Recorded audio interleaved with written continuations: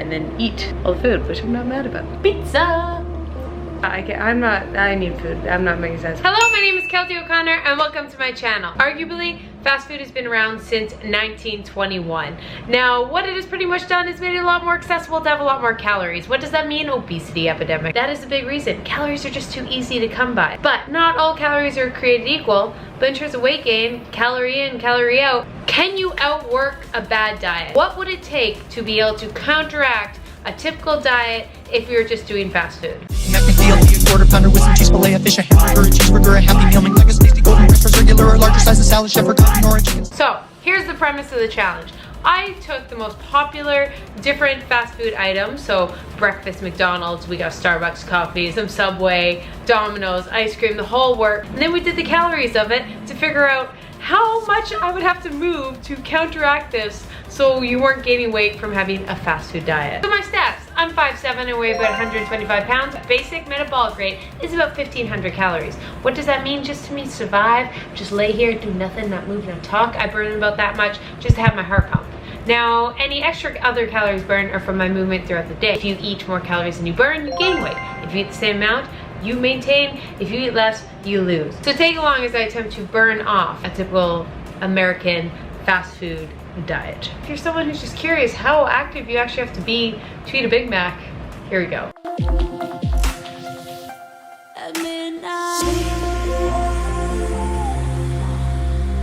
I also don't actually eat a Big Mac. I eat other McDonald's things today. So might be trolls. I'm up bright and early so I can get all these workouts in. We're just gonna see where I'm at after the first 3 and then go from there and then eat all the food, which I'm not mad about.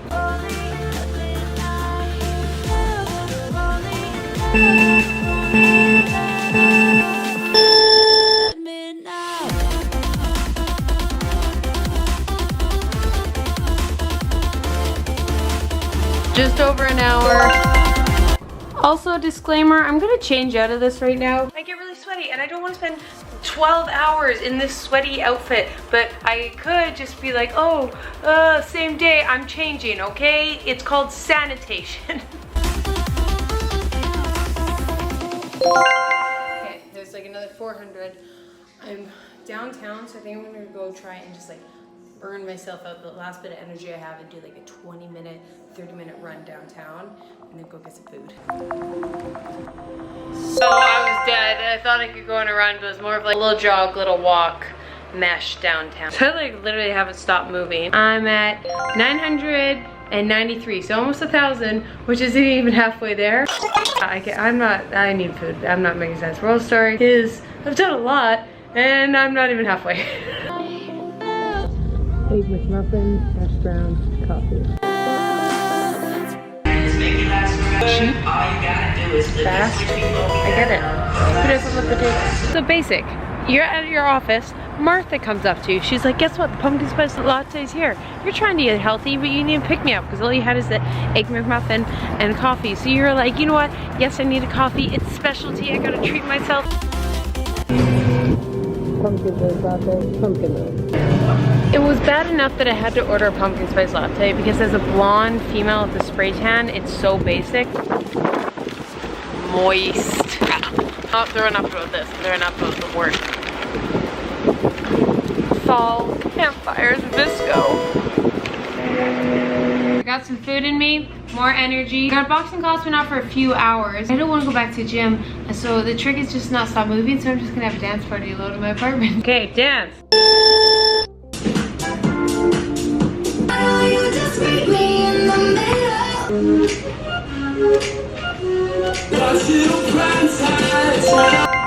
Done.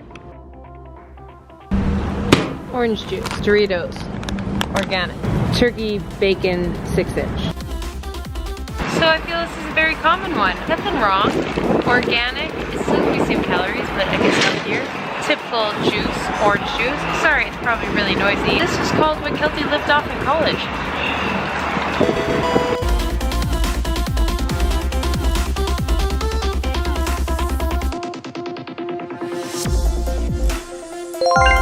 Boxing done. We at 1950 right now, about 400 more to go. It's almost 8 p.m. Running out of options and ideas, so I'm just gonna wander downtown, go on an urban hike because I'm not gonna drive to nature right now. I don't got that kind of time. The goods.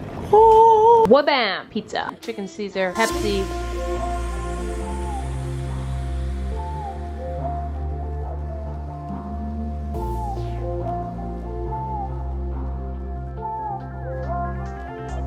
Here's a very typical American fast food supper. What's happened?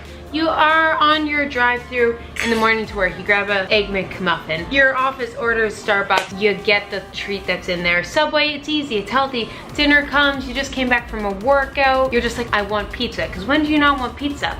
Now the slices are average. So you get a large pizza to share with your family. You maybe put one on your plate with chicken Caesar salad because you want something healthy on the side. So you have one or two, you go back for a second, you're eating in front of the TV and mindless. Now, in your mind, you've only had healthy drinks, really. So you have a Pepsi on the side. And so I feel this is really common. It seems innocent, but then it's a pack-in pretty big punch right off the bat. It's never just one slice of pizza.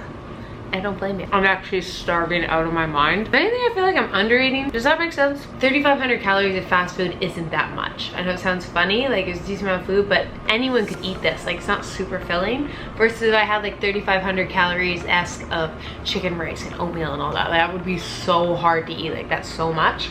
And so that's just a realization. Higher calorie foods aren't gonna be as filling, not as much nutrients, so it's easier to overeat them. Healthier foods, harder to overeat. More nutrients. Pizza!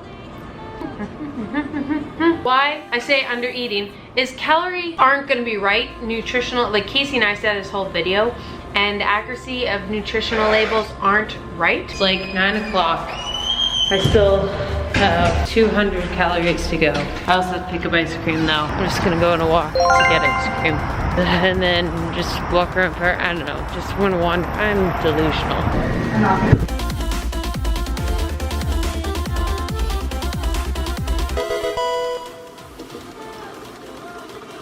the road. 2 days later, what happened? What were my results from trying to outdo a fast food diet? Now, my weight was about low 126 going into it.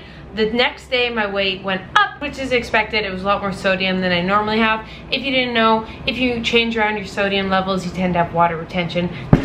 Pretty much what you drink the next day, your body's gonna hold on to. But I ate exactly how I would normally the next day, about the same amount of calories, same kind of workout I normally did. So I was at maintenance. And then the next day, I dropped in weight about, 0.4, half a pound. Obviously, your weight's always gonna fluctuate a little. The moral story is, yes, you can outdo a fast food diet. It's just not enjoyable. At the end of the day, if you're really active, you have to eat a lot of calories to maintain your weight, to the point of you just can't have rice and chicken. You need more higher calorie items, and that's where fast food can come into play, or higher calorie foods. But no one has the time to move for 8 hours a day and have that many kind of workouts. So that's how active you'd have to be to counteract it, to be losing weight, to maintain weight on a typical American fast food diet. Now let's talk about the health. There's many factors, but my skin is crap today. My hair is a disaster. I had a really weird sleep. I'm not thriving, I'm surviving, if that makes sense. Like, I didn't feel rich and full of energy the next day. It was just calories. And that's the thing, that's how I like to think of food, at least, and take it as what you want, but it's all calories. It's energy, it's what keeps us going.